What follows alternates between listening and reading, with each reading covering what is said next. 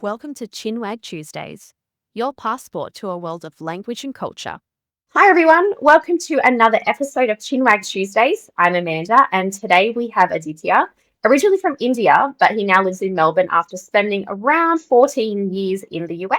So thank you so much for joining me today, Aditya. Glad to be here. And your pronunciation of my name was pretty spot on. So looks like all the learnings that you've had with your Hindi and everything is also helping as well. I know the first time I said it, I was like, that's not quite Indian English. Let me correct that. So then the second time I made sure I tried to do it properly. Thank you. Thank you. Yeah, very happy to be here. So thanks for having me over. Yeah, happy to do a little bit of an intro if that helps. Yes, absolutely. So just share a bit about where you're from, what you do now, and yeah, we'll get started. Happy for you to be here and to have a chat. Fantastic. Thank you. So yeah, I've been working in the tech industry for over 15 years, both within technology as well as business. I've held leadership positions in the last maybe 7 years or so. And I sort of started off my adult life in the US. There, like you said, there for 14 years. And from a professional standpoint, 6 years I was with Amazon and 7 years at Salesforce. So two large companies in the mix. I'm currently a part of the customer success leadership team at Salesforce. Originally from India, moved to the US to do my master's degree. And I was just stumbling from job to job in the first 4 years of my career. The biggest unlock really happened in my career when I moved to Amazon in 2012. Generally speaking, Hmm. I love building things ground up. And I played a key role in the launch of the first Kindle devices. We were off in a secret building. It was pretty cool. Really? Yeah.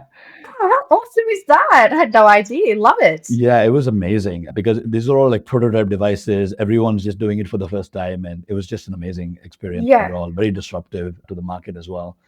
The second one Yeah, was, absolutely. yeah, the second one was Amazon Prime shipping was free 2 day shipping. And my team built the Hmm. first free 1 day shipping, which is an amazing feature for our customers as well. So got to work on some Hmm. pretty interesting stuff. I also worked on Alexa for helping build a platform for Hmm. third-party skill developers. So yeah, I Yeah. was at the right place at the right time, I think. Yeah. Yeah, that's so cool. So when you say like the 1 day shipping and things like that, was that just for the US, or is that something that was then rolled out obviously to different countries? Was that the kind of, can I say prototype or the standard that was then rolled out? I don't know the correct term to use here. No, I think so. Everything starts off in the US, right? We first build it for the US, and Yeah. then we think about what Hmm. do we have in place already that can be rolled out globally. So while it started off Hmm. there, eventually we did roll it out to other countries as well. And not all Yeah. countries are quite ready for it. So wherever we have a Mm. more mature model and a presence, we would roll it out to those countries Yeah. as well. So it was a global initiative. Yeah. Yeah. Yes, because like here in India, you've got like next day shipping or 2 day shipping or whatever it is Yeah, with Amazon, which is very convenient. I know. And in the US, they're doing like 1 hour shipping and stuff right now. So they're constantly I have accelerating it. heard that. Yeah, Wild. you get really spoiled. Crazy. Yeah, yeah. So they must have like, how does that work? Do they just have like Amazon warehouses in like major cities where they offer those 1 hour delivery services or something? Yeah, and they have like these sort of mini stores, if you will. They're like smaller warehouses instead of the one massive Oh, one. okay. And they have built the Yeah, algorithm in a way where they figured out how to ship those items from those nearby sort of small yeah, warehouses. So you can still get that over yeah. in an hour's time.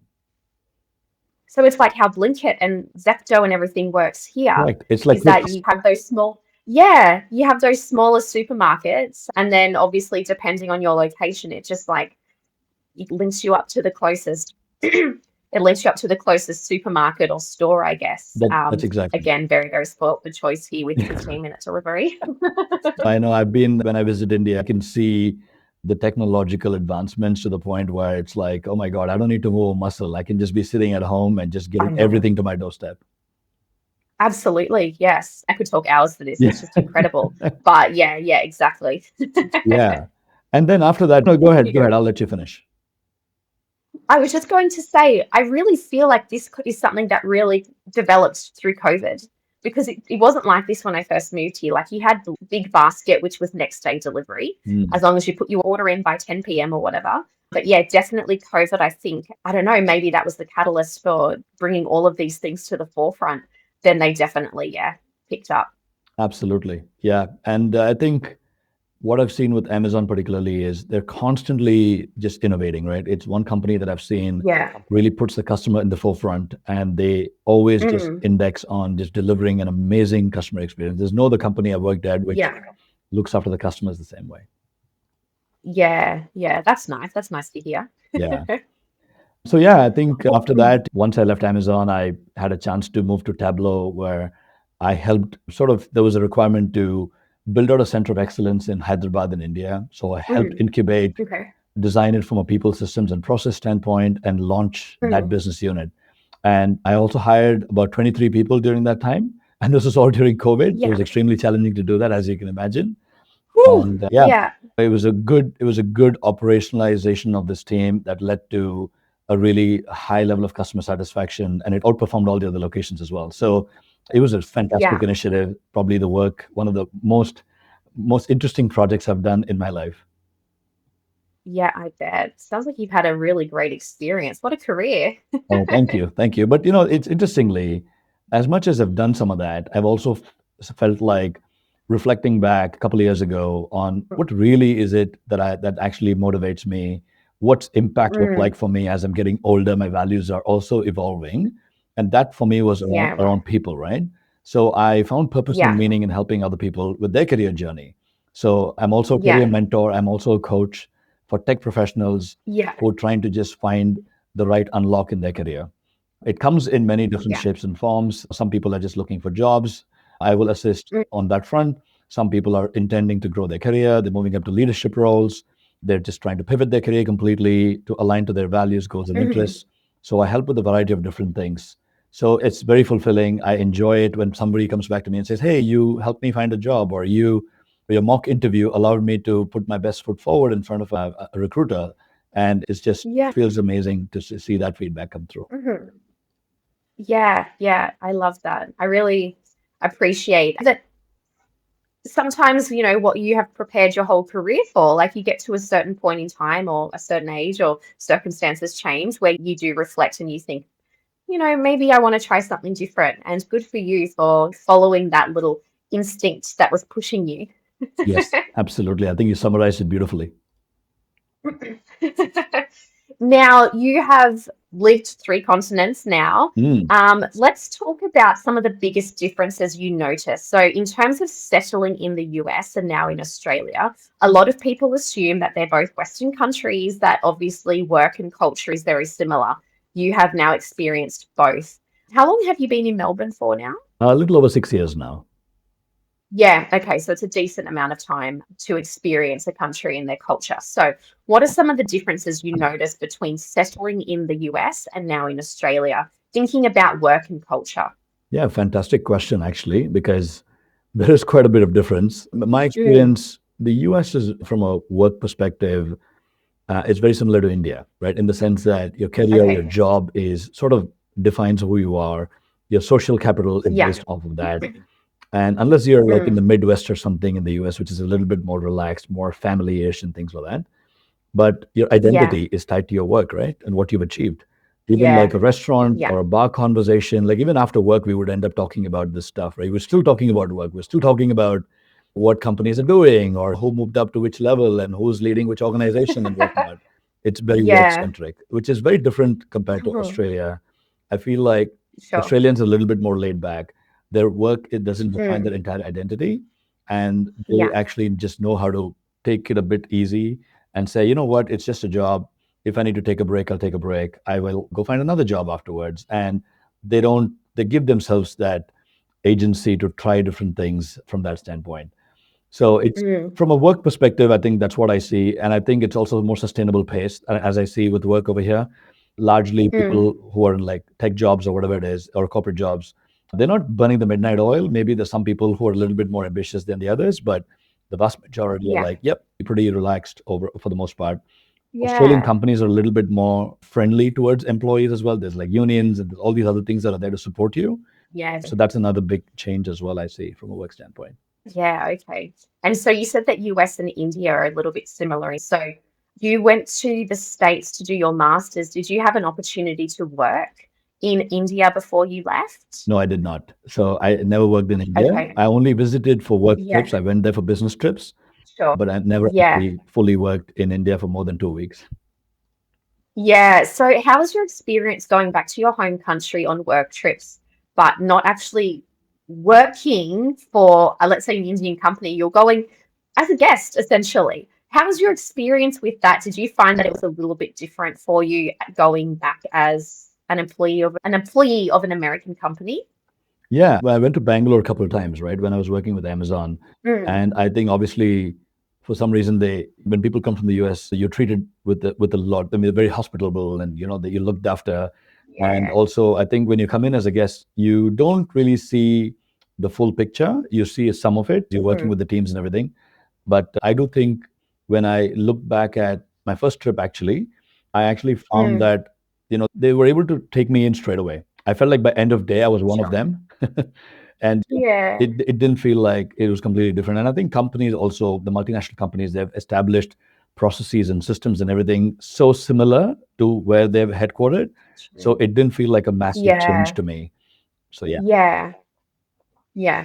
Oh, interesting. Yeah, and I think you All asked right. about So, the culture, right? I think when you talk, so we oh talked yes. about work, right? And I think from a cultural Yeah. standpoint, I think the other interesting thing I notice is Americans, they move out of their homes early on. Like when they turn 18, they're on. Yeah. They move to the big cities sometimes, and because they're Yeah. going and picking up a career, right? And they're seeking friends and support Mm. systems in that new city. So you find them a Yeah. lot more outgoing and trying to network and trying to make friends, and also they're trying to use that as an avenue to find job opportunities and things like that, right? Yeah. But Aussies, on the other hand, what I've noticed is they generally are like their families are close by. They have their mates from their childhood, and they're pretty much within that cocoon. And as a True. result, my initial experience was, oh, why am I not able to make friends as much as I used to make in the US? And I think it is nothing to do Yeah. with them. They're not being cold or anything. They're just very content. Yeah. They're just very happy within their little bubble. Yeah. And that was just an Yeah. interesting learning for me. I said, yeah, okay, I just need to give it a bit more Absolutely. time. Yeah, no, that's exactly right, Aditya. And this is something I hear a lot of, is that it's really hard to make friends with Australians. Australians are very friendly on a surface level, but trying to get that deeper connection is quite hard. And I think it really depends on where you are in the industry that you're in. Because what you just said about in the States, people tend to move to bigger cities and then they're trying to make friends. That was my experience. I grew up in a small town, 5,000 people was the population. Now I think it's 6,000. Most people moved, not most, a lot of people moved away to go to university outside of town to different cities. And then people make friends from all different areas at university. I actually never went to university. I did TAFE in my town, but I moved away for work. So I moved to the middle of Australia, Ayers Rock Resort, and got my first hotel job smack bang in the heart of Australia, where no one was from there because it's a national park area. Besides the Indigenous people who lived in the communities there, but they didn't really work in the city centre itself. So it was a lot easier to make friends with people from all different countries working in hospitality because everyone was in the same boat. And then I moved to Darwin, and I think I made a couple of friends who were from Darwin, but they were more open to friendships despite having their own kind of close little knit community and their local friends, especially working in hotels or hospitality, because again, you're working similar hours. You might be doing overnight shift or afternoon shift, but if you're from Darwin, your friends might be doing a 9 to 5. So it's a bit hard to see them. So you make friends with those that you spend most of your time with at work. So I made friends, a lot of my really good friends working when I was living in Darwin and Ayers Rock were actually not from Australia. They weren't Australians. So Mm. I think, yeah, it definitely depends on the industry and the area that you maybe come from. But I have heard, yes, cities like Melbourne, cities like maybe Sydney or Brisbane, that it's a lot harder to make friends there as a foreigner because of that the close knit community or close knit friendships, let's say. Yeah, absolutely. And I think people coming into the country might find that a bit shocking. They might be like, oh, is there like a racial element involved? It's nothing to do with that. It's just Yeah, Aussie people, the locals are just very content in their own little ecosystem. yeah, And it's just, if you give it some time true. and you try to put in the effort to make that connection, they will eventually, right? Mm, So that was an yeah, interesting learning for me when I moved here as yeah, well. Yeah. yeah. Yeah. Hmm. And the other Yeah, thing and I is, think, yeah, sorry. Aussies are generally pretty candid. What you see is what you get. So yeah, I mean, you True. kind of, it's also easier to break the ice when that happens, right? Some way, Yeah. and this easy to relate to them, and you can make conversation more comfortably Mm, because of that. And if you don't yeah. know how to talk about anything else, at least pick up an Aussie sport, start talking about it, and you'll garner interest straight away. True. Yeah, yes, absolutely. Yeah. One thing that I like to just mention to my students as well, or even like on Instagram to my followers, when people do say that I can't make friends with Aussies, it's really hard, is that reflect back why you want to make friends with them. Is it because you have something in common, or do you just want to make an Australian friend to improve your language skills? Because that's a bit selfish on your part if it's just the language component, Yeah, right? So when you say sort of give it time, make sure that you have something in common with them. Because if you have nothing in common, you're not going to make friends with someone. Yes, you'll be friendly with each other, but you're not going to have that kind of deeper connection. So try and find, it's like small talking 101, isn't it? Find common ground. But absolutely. that's so important. It's so important in this kind of situation. Yeah, 100%. And sport might be your common ground. Yeah. Totally. Yeah. Yeah. Now, in terms of like your coaching side of things, I Mhm. know that you really focus on helping migrants who are fitting in because you've noticed that they tend to struggle a lot. So, why do you think that is? And how does it affect their ability to maybe grow professionally or land their ideal jobs in Australia or their goal jobs? Yeah, I think that's a really good question. And I think it's one that probably many people have answered already, right? But I'll give you my version, my take on it. Yeah, great. When people come in, I think there's that you tend to, wherever you go, you tend to bring in some of that. I don't want to say baggage, but you bring that in with you. Sort of like your belief system, Yeah, the way your behaviors and patterns and how you are, your very sense of who you are and your being, your inner being. Sometimes yeah, it's just, I've noticed with immigrants, they tend to find pockets of groups that are more like them. And that's because you want to be yeah. in your comfort zone. And it's understandable. But I think the real Mm, shift that will help them is actually breaking out of that comfort zone. Because while the comfort zone is making yeah. you feel validated in a new country, you've left your support system, you've left your family and all this other stuff, and you don't want to feel like you're exposed. You don't want to feel like you're having a difficult time because everything is new. From your Centrelink, Mm, your health insurance to everything is new. And you're also trying to fill in yeah. jobs in this, right? But I think trying to assimilate more, trying to spend some time with the locals, go to your local cafe, hit people up, have a conversation, understand people's way of being, their mentality. What is it that ticks over here? Hmm. What are the kind of things that people like to talk about? Because becoming a good conversationalist is super important. And the other thing is being able to tell your story effectively. You could have seen a lot of Yeah. this, the tech people, right? Back in their home country, Mm, they probably got jobs because they were just very strong in the tech.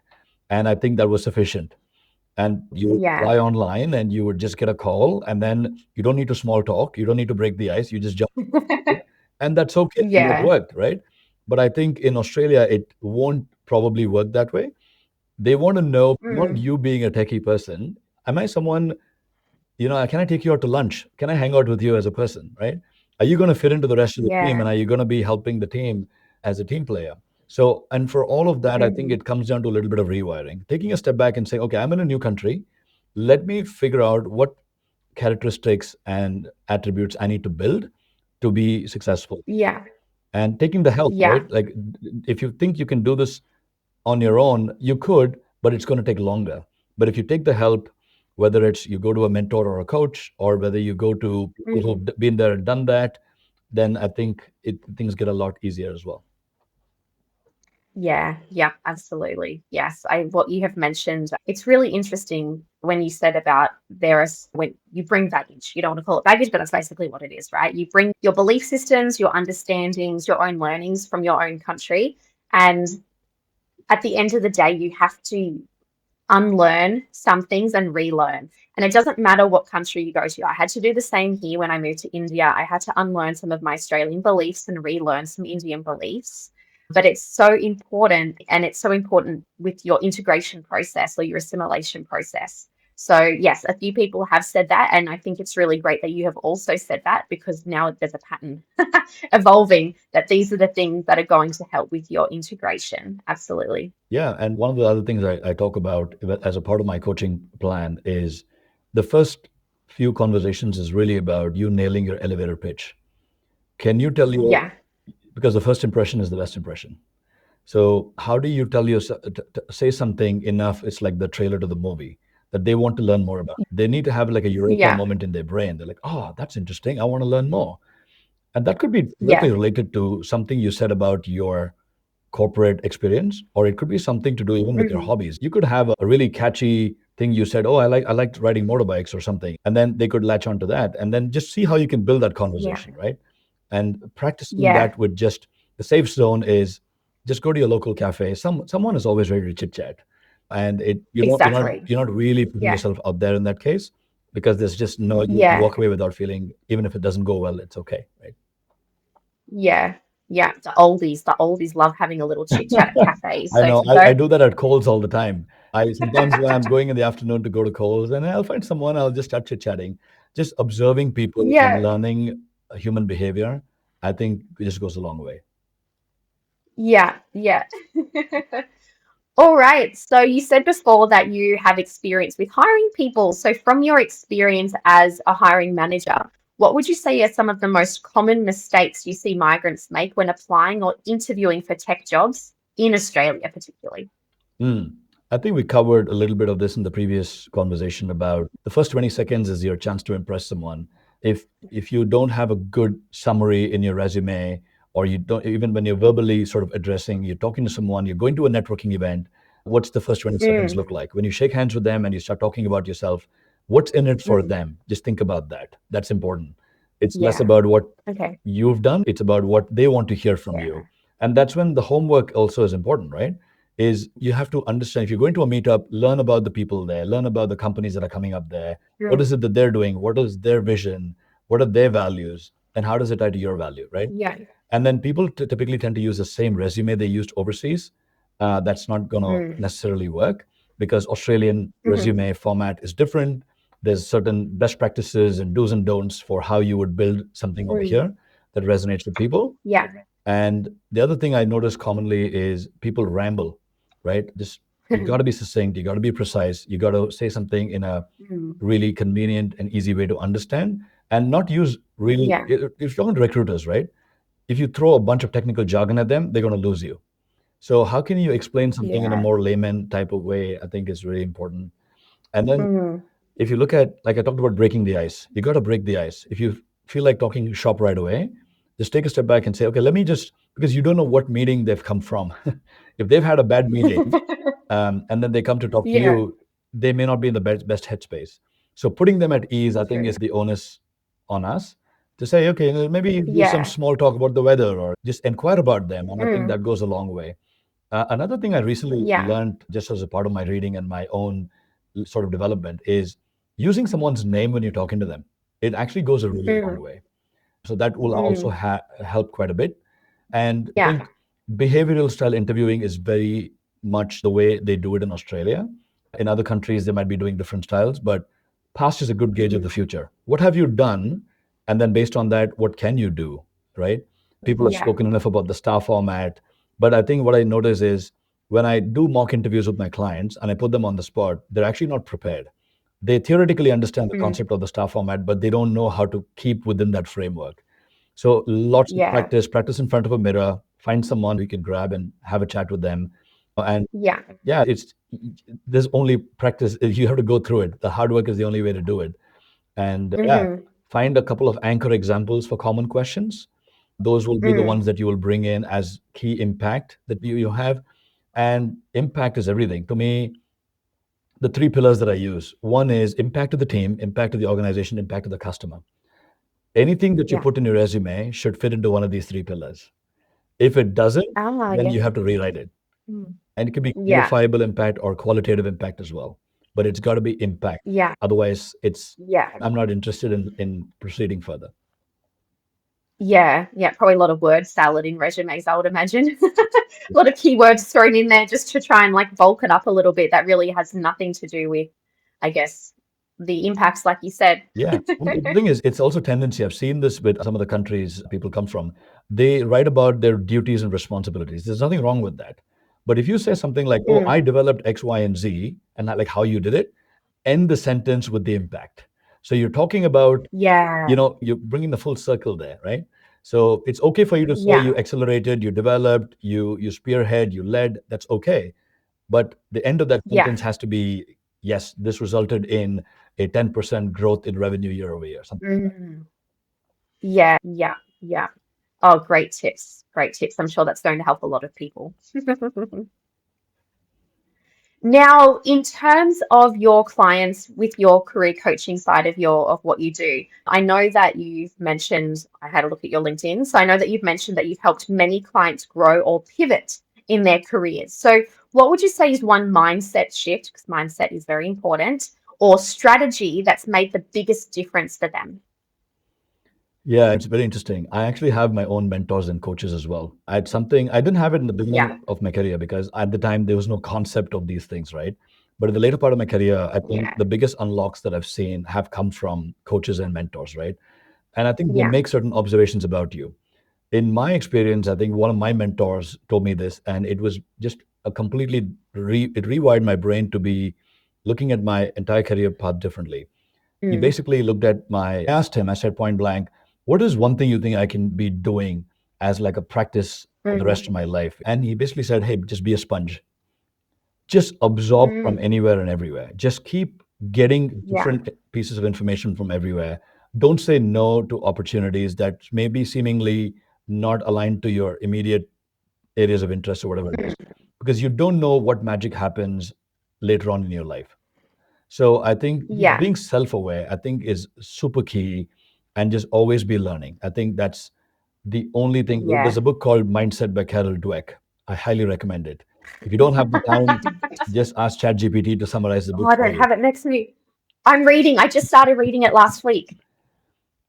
It's Like incredible. I've literally just Incredible. started reading it. Yes, it really is. I was looking for it because I normally have it on my desk, but it's out in the living room at the moment. But yeah, amazing. I've just already learned so many things and I'm just on chapter 3.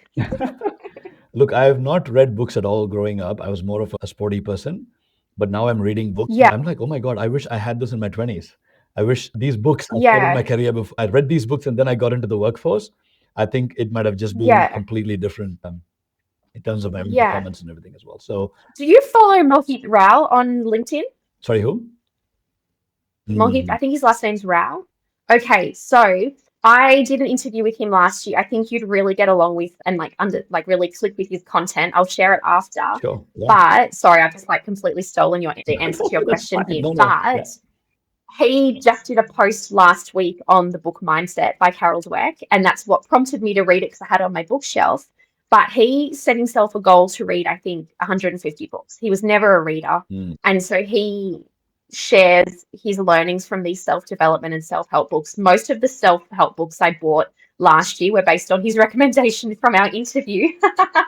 But yes, he's said exactly the same thing as what you've said. That's what made me think, oh, I wonder if you two have connected on LinkedIn. So I'll share his details. And to those watching, I'll actually put Mohit's interview. I'll link it up top of YouTube here so that people, if they're interested, they can watch it. Because, yeah, it's very interesting about what he has said, which is very similar to what you're saying about books. So sorry, please No, continue. that's it. You're spot on. I think, yeah, like I said, I learned from some of my junior people in my career. I learned from them as well. I try to keep in touch with them, right?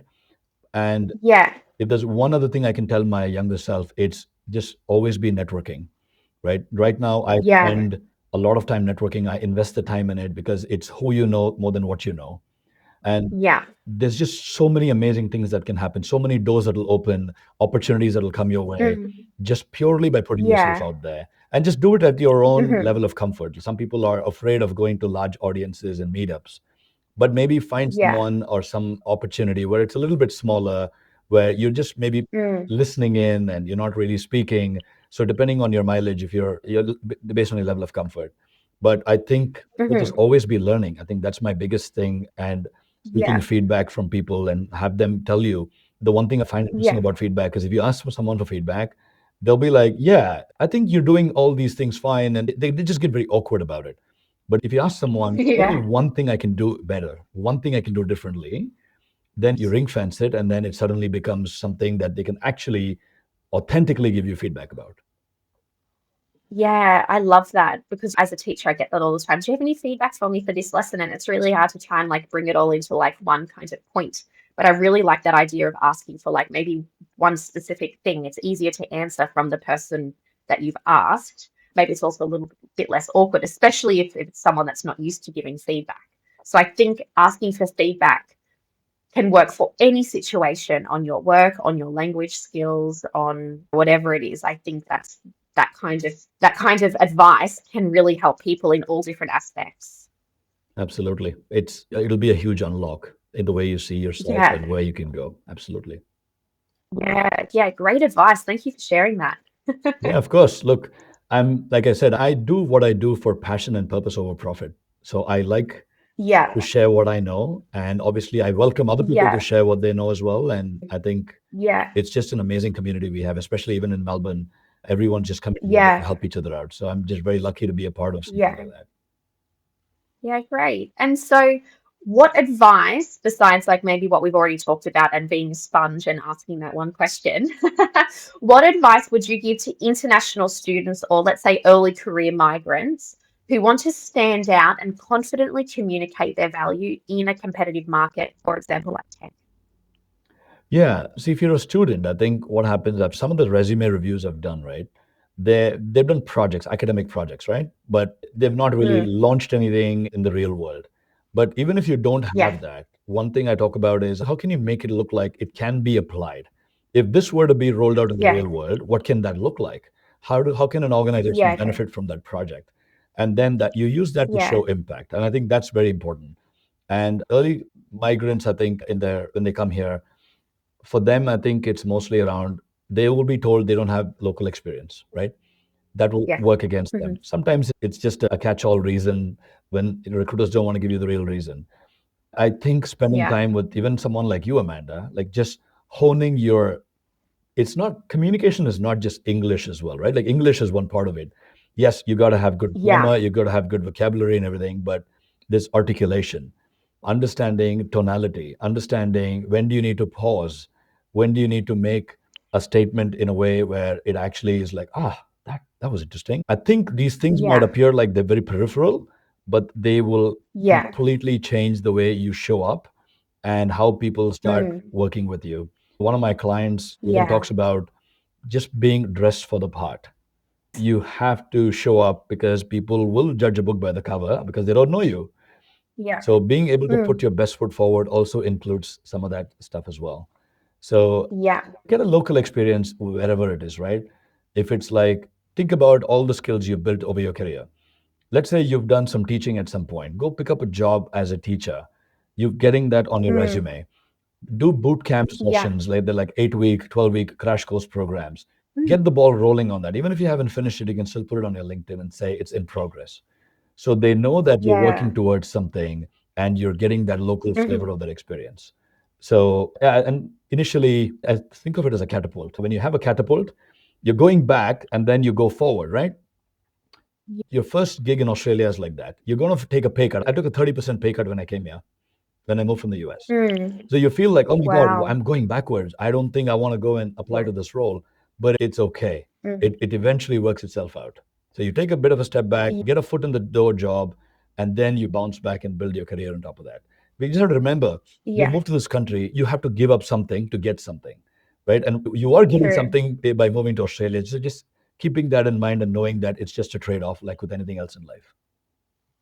Yeah. Yeah. That is such an important point to mention, Aditya, because I have seen this a lot, like social media, online, even students that have said that they move to Australia and then it does feel like maybe they're taking a step back or they might be accepting a job lower than what their skills offer. And I think a lot of people expect to go from their home country or where they have all of this experience and then step directly into the same sort of role, but it doesn't really work like that. And I'll give you an example. When I first started my podcast, I interviewed a guy living in Adelaide. He was born in London, just outside of London, but moved to Australia with his family when he was like 5. So he basically is Australian now. But he shared a lot of experiences his parents went through and based on what he saw. And this was something he said when I asked, what advice would you give? And he's like, be prepared to take a step back in order to move forward. And that's what he observed from his parents. And he's like early 20s. So that was the advice he gave to people wanting to like move to Australia. So it's really great that you validated what he had said by, yeah, you might have to, and most of the time you do have to take a step back in order to then progress forward in whatever way that looks like. 100%. And the world is your oyster. There's no one path to do this, right? It's like a jungle gym. There's multiple ways to Yeah. move up or down or lateral or sideways or whatever it is. And Yeah. everyone eventually lands something. So I think obviously Yeah. there's a tendency to over apply. There's the whole spray and pray type of attitude where you're like, because I love that analogy. it becomes, I haven't heard that before, but I'm a very visual I think it's person. a very new, it's a very new corporate jargon, I think, which I picked up. I love it. Yeah, spray and pray. I'd rather you apply to 10 jobs with more intent and taking your time to do Yeah. it and getting one call back than apply to 50 and get nothing back. Yeah, true. But the Yeah. tendency, the human tendency is you start applying and you don't get calls and you start accelerated further because you start panicking further. But in those Yes, moments, if you true. just say, you know what, All about mindset. yeah, it's all mindset. It's literally all about mindset. I know it sounds like a little Yeah. bit of fluff, but it's not. Once you go through that journey, No, it's it's that unbelievable. lack mindset. Yep. Yes. Yeah, exactly. I do have a quick question back to what you said before about what was it that, oh yeah, when people say you don't have local experience, that tends to be like a bit of a catchphrase when recruiters don't want to give you an answer. My question is, because you've been a hiring manager, what is your advice on people wanting to ask for feedback on why they didn't get the job? Because I know a lot of people, if they don't get a job, they take it personally and they want to know, is there something tangible they can do to fix? If something, maybe it was their language, maybe it was their communication style, maybe they just didn't have enough experience and the better person got the job. Maybe they feel that race plays a card in this. So what would be your advice to people wanting to ask the recruiter for feedback? Should they expect it? If they don't get feedback, do they just keep like emailing every other day asking, can I have feedback? Can I have feedback? It's a tough one, to be honest, because companies also have Yeah, liability, which is why sometimes they can't share some feedback. If they say something sure. that's in the realm of something very personal, it may be Okay. challenging. What if they're worried about that coming back and biting them? Mm, I think the best way yeah. to ask for feedback is to do it on the phone because Okay. there's no paper trail. So a recruiter is going to feel more comfortable also sharing that feedback. Okay. If it's email, they're Sure. less likely to respond because they're worried that this is going to live on forever, right? And it can be taken out of Yeah. context. An email can be completely taken out of context. Oh, true. So if Yeah. you can get a hold of the recruiter on the phone and it's probably good, even if you started the application process via email or you went applied on LinkedIn or Seek, at some point, see if you can get a hold of the recruiter's phone number as you're following Yeah. up during the different stages of the interview. And then you can just say, Mm-hmm. if they come back and say, hey, you didn't get the position, you can basically say, hey, look, I'm trying to just genuinely understand that the feedback is going to be tremendously helpful to me as I go into the next company and job applications. So maybe can you give me one piece of feedback from the recruiting team? Yes, one piece. Just one Great. piece of Yes. feedback. Oh, look that full circle. Exactly. Full cycle, exactly. Just one piece of feedback that's good, just Yeah. with me, right? And you can Yeah. basically say that, hey, I'm open to feedback, right? It's okay. You Yeah. can lay it out to me and tell me what you think. Then I think they feel more comfortable. And if they came back and said, hey, it's your communication skills, or you couldn't really tell the story very well, then it doesn't get personal because they're the ones who solicited that feedback to begin with. Yeah. Yeah. That's, yeah, really, really good advice. Yeah. It's just something that I do. Actually, I had a student who unfortunately did not get the job that he had applied for. And yeah, he was asking the recruiter for feedback. And I think he wasn't really hearing much from them for a couple of days. And he was asking, should I email them again? And I was like, yeah, probably don't. But I really love that tip on maybe getting them on call because, like you said, emails can be taken out of context. So they might mean one thing, you might receive it as something else, and then you get offended, and then it's this big thing. But on call, you can clarify, sorry, what did you mean by that? Or did you mean this? And, oh, no, I didn't mean it that way. And then you can clear the air on the spot. Great, great tips. Yeah, no, I think it's helpful to know, even for the recruiter to also know that you're coming from a place of genuinely understanding, and it's not like a Yeah. confrontational thing. It's just Yeah. just helpful. And I think recruiters want to help. They just inundated, they slammed, right? So that's also True. something to keep in mind as Yeah. well, because it's not that they don't Yeah. want to respond, and it's not personal. It's just they haven't. Some recruiters do a better Don't job have of it. time. They take the time to do it. Some people don't, Yeah. unfortunately. But it's not a reflection on the Yeah. candidate. That's what they got to remember. Yeah, yes, good. Try not to take it personally because it probably isn't about you. Maybe that, like you said, maybe they don't have enough time. Maybe they're being inundated with other things. Everyone's busy. So, yeah, if you don't hear back, then I think just let it go. Yeah, exactly. And the other way to obviously do this is like, as a few times I've done these mock interviews, right? If you felt like you did an interview and you didn't get the call back, try to run a mock interview scenario with a mentor or a coach. So they Yeah, can now yeah, give you that feedback, because you might have thought, oh, yeah, I actually nailed this question. I did this very well. But then this person might yeah, assess your answer and say, oh, actually, maybe there's one or two things that are potentially missing here, right? And then you yeah, sort of yeah, get good get idea. a different perspective on, oh, actually, maybe I could have done this better, right? So it still closes Yeah, the loop, and you true. get a little bit of validation as well, as opposed to being left hanging. Yeah, that's again, oh my gosh, so many such great advice. It's just flowing, Amanda, as you're asking me. Yes, it's good. I'm glad that these questions are popping up. Absolutely. All right. So to finish up, how can people contact you? I think from memory, I think maybe LinkedIn, but do you have a website or what's the best way people can contact you? I'll put it in the episode description. Yeah, the website is in progress. Eventually, it's going to come up Great. there. So at that point, people Yeah, can good. contact me that way. But for the moment, on LinkedIn, Okay. people can DM Okay, me, cool. or they can just, there's a book an Yeah. appointment link on the page. They Oh, can click cool. on it and then book Okay, some time with me. And I'm happy to do a free session. And then if that's useful cool. to them and they want to continue working with me, then we'll figure that piece out. But yeah, I'm Yeah, happy wonderful. to reach out. Happy for people to reach out to me and have the first conversation. Yeah, good. Well, thank you so much for joining me today, Aditya. It's honestly just been just a wealth of knowledge, and I'm sure it's going to help a lot of people. So thank you so much. Thank you for having me, Amanda. It's been a pleasure.